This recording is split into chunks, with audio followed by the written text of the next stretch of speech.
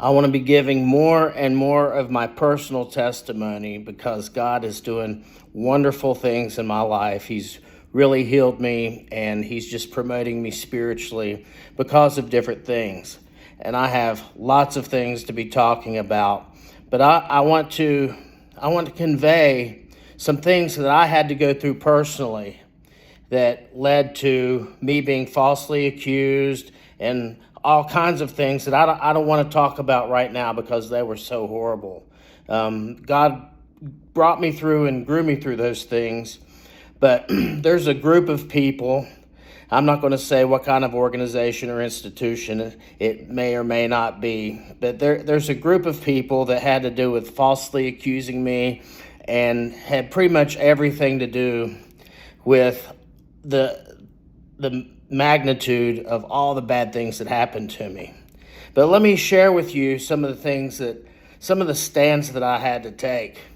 There was a leader at one point that was talking about, we're going to call it a client that had demons, and he wanted me to work with this client.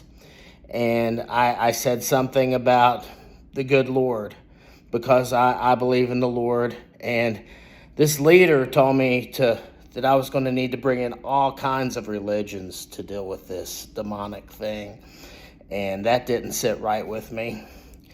And there was another time where I was praying with a client.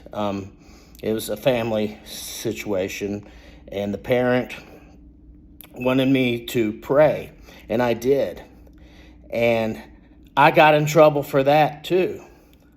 So it's just really interesting how I received these attacks. And there were other instances where leaders didn't like me because I was glorifying God. But the two particular stands I had to take, one was like Elijah, where I chose the Lord's side against the false religions. And then I had to take a stand like Daniel and pray, even though it was condemned. That's what I did. And the evil spirits that's kind of infiltrated that institution had them really make my life worse. But I took a stand for the Lord, and God had my back.